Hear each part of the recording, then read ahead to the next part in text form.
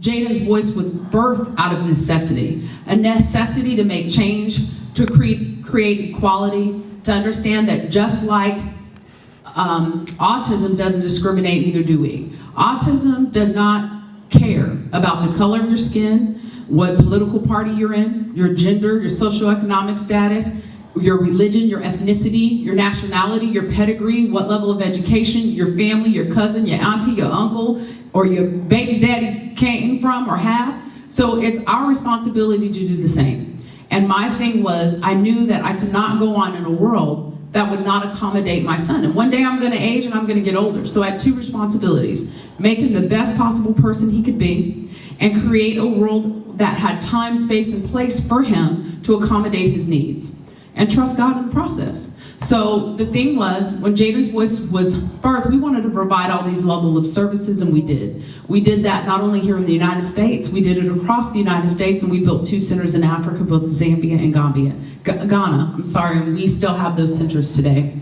Amen. Today, what we're doing is we're making sure that we continue, whether it's from the row home to the White House, that people understand that our community has needs. You know, when all of these political decisions are being made, they're talking about line iteming, taking it off, the funding. You know, if you're married, if you're single, none of that matters. Autism impacts everybody in every way. You may not have a child that has autism. You may not even have a relative that has autism. You may be indirectly impacted by autism, but the bottom line, and the one thing that stands true, autism has no cure to this date. An autistic child will grow up and be an autistic adult. Autism looks different in every household. We say if you've met one child with autism, you've only met one child with autism. There are some that are verbal, there are some that are nonverbal. Some respond to their name, some don't respond to their name. Some have very challenging behaviors, others don't have certain behaviors at all. It looks different in every child. And there is no markings on a child. If you've seen a child with Down syndrome, you can tell a child has Down syndrome. If you see a child with cerebral palsy, you understand that that child has cerebral palsy. There's no visible external things to identify if a child is autistic or not. So, you know, there are things that I think that, especially in the African American community, we have to be mindful of, and any minority community.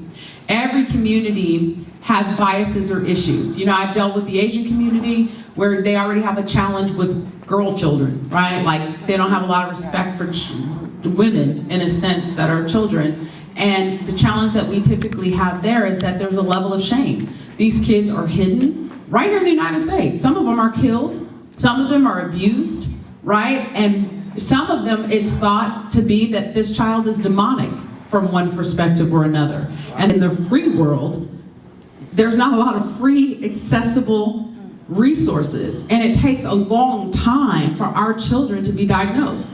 Even in my case, as I was sharing, it took me 8 months to get my son into a developmental pediatrician, 3 months to get the diagnosis. She took her 3 months to write the report. And oh, by the way, she didn't call me in the office and sit me down. Had my son had cancer, they would have called me in the office, sat me down and said, hey, we need to have this conversation. That's not what occurred. I walked to a mailbox, I pulled out a manila envelope loaded with 48 pages. I was reading through all kind of medical jargon. I like to think I'm smart, right? But hey, I'm not a doctor, okay? So I'm reading through all of this stuff, get to the 48th page, halfway down, and it says, diagnosis semicolon autism. I had no number to call. Wow. I had no access to resources because I didn't know what resources to even look for. I had to go and Google what the word autism meant. Of course, if you've ever been on Google, you ever have a problem with your knee, or you know, ladies, we hurt in some kind of places in our body, and what do? We go out there to Google and .com, and Google will come up before you know you're dying. You need to go and upgrade your insurance policy before you tell your doctor you're sick, your arm falling off, your knee falling off, you think you got this cancer, that situation, your ovaries need to be taken out, and then whatever else you guys got to go through. But it's a scary place because some of this you're like, yeah, that's me. Oh yeah, I feel that way too. So when I'm reading this, I'm like, oh my God, that's my son. Right. Yo, that's my son. Oh, that's my son. Well, yeah, all kids cry. That's my son. But you know, it just seemed worse, you know, because of the way they explain it. And so I never wanted another parent to feel that way. It was also important to me that not only did they feel that way, but they understood that there was help and there was hope and that they weren't forgotten. It's a very desperate place to be somewhere where you feel like you can't fix something. I'm a born fixer. You know, I think all of us in our own way. Eve jacked us up with the whole Apple thing, but you know, we are not, I mean, if you read a lot of the stories out there in the Bible of the women that are there, you know, God has created us to be amazing beings. We were taken from the man's side for a reason. We're a helpmeet for a reason. It's not just helping him, it's helping our children, it's helping our community, it's helping growing our businesses. We are equipped.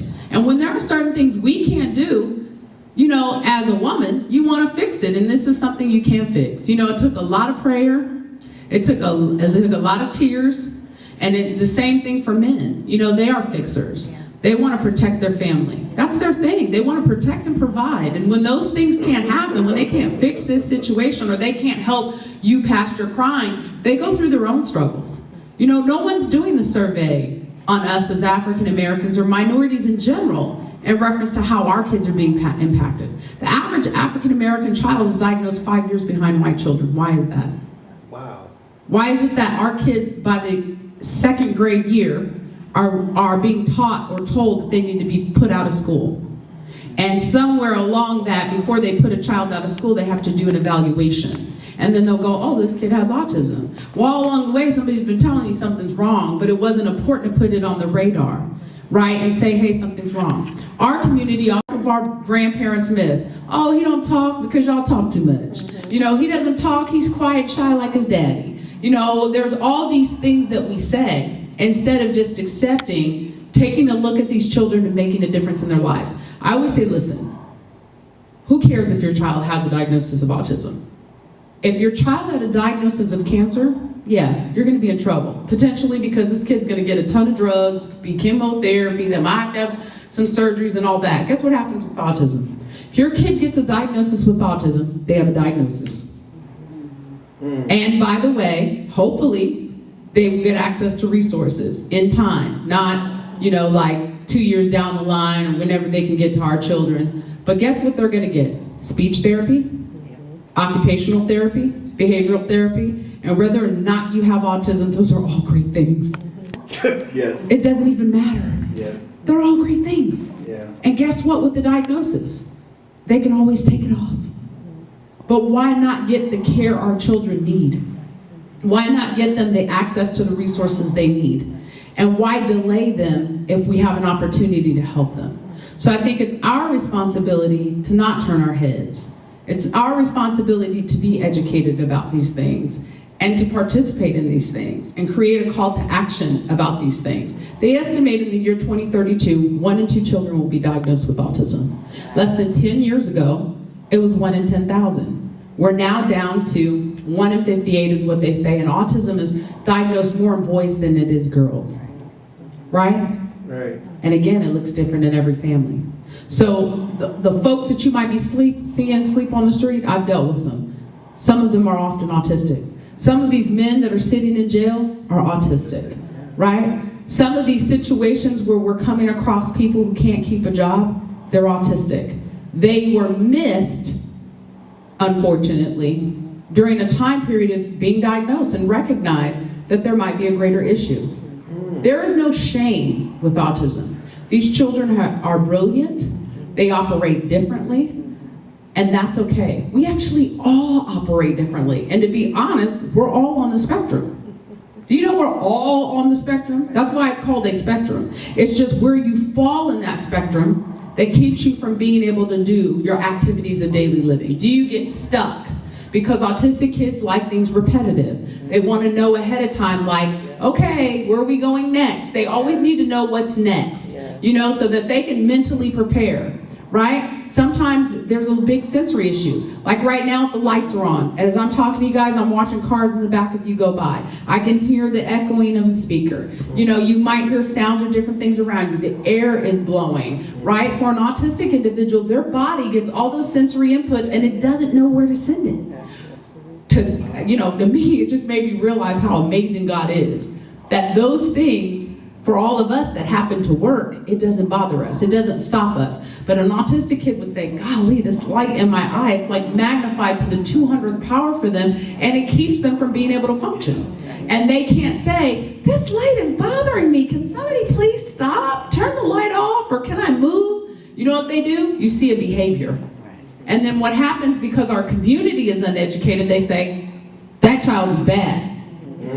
That child doesn't listen. And that's not how it works. Get the Ritalin.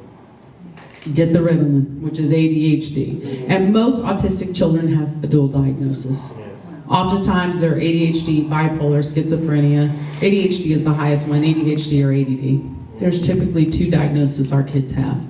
The question is, they don't know where it comes from, right? What are they going to do about it? How are we going to provide accommodations, not only for the children, but the families? You know, part of, again, me starting Jayden'S Voice was not only just access for care for the children, because the neighborhoods that they don't go to, the neighborhoods that they're delayed in servicing, the neighborhoods where our children are overlooked or underdiagnosed or not provided the same services, resources, support, right, or education on things, are the same neighborhoods I grew up in. So it was, in my mind, how God designed my life was I needed to go through those things so that when He knew this divine time and appointment would come, I would be okay with going to those neighborhoods. They still get confused. Who comes to North Philadelphia walking in Christian Louboutins? Well, when the Lord sent you, you're going to walk anywhere. And I'm okay with being here, and I might not look the part according to you all, but you know what? In the middle of somebody unfortunately having a drug overdose in the middle of the street, and I'm straddling a person and giving them CPR in my Christian Louboutins, then they're like, something's a little bit different about her. But it's different because that's where I came from. I'm not scared of this world, right? I might not be here anymore. I might have graduated, but I didn't forget where I came from. Right. So in my mind, God's plan was God's plan all the time. I just had to be obedient in the process. Amen. So if any of you have children that you're dealing with autism, I always teach and try to tell people, look at them for the gift that they are. Stop trying to fix them. In a sense, Jayden's been a fixer of me. I thought I was non-judgmental. I thought I loved. I thought I had patience. I thought I had understanding. I thought I could negotiate, especially already being a businesswoman. But at the end of the day, these children will stretch you in places that you never even knew existed, mentally and physically. Yes. But at the end of the day, what will happen is you will become a better person. You will understand to have patience. You know, I used to rush people bagging my groceries. Come on, I gotta go. Now I'm like, you know what? Sometimes they say or do something. Some of them might be bagging groceries. Some of them might be working at the federal government answering the phones. Some of them might be working and living next door to you. You know what I mean? We don't know why people do the things that they do, but it's made me slow down a little bit and have a little bit of understanding and not understanding potentially this person could be on the spectrum. And outside of that, it might be a parent that has been raising a kid on the spectrum and she's had a tough day. Maybe she's gotten a call from the school and the daycare and all the things that you have to go through with raising an autistic child. Because again, we don't just work for the autistic child. We have a very holistic approach because our families are hurting. Our mothers, our fathers, they're hurting. Our community is hurting. We are impacted on our jobs, we're impacted in our churches, we're impacted with our relationships, we're impacted in our communities. We are impacted in a huge way. And it's our responsibility, at least for me right now, my responsibility to get the word out as much as I can and use the resources I've been given. How many of you here know that when God gives you something, it's not for you? Yes. You can't talk about what you haven't been through. But I'll tell you one thing, is that sometimes a sacrifice in a very difficult place to be. You know, it's not comfortable. It's not comfortable. But I think that in your struggle is where you find your strength. And so my son has expectation that he is special. He might be different in certain ways, but he's not less, right? He is special. So, you know, I think that's important, but for us as ladies, I think it's also important that we help encourage our men if we're dealing with this. You know, that we encourage them to talk to another brother, because they don't talk that easy about this stuff. And they need to connect with other people so that they know that they too aren't dealing with this alone. So thank you so much for this opportunity to be before you today. I don't want to take all of your time. I want to definitely answer any questions that you may have. And I am truly an open book, so there's nothing off limits. If there's anything that you need to ask me, please feel free to ask. There's no question that should be embarrassing, because this is the way that we all learn. Thank you.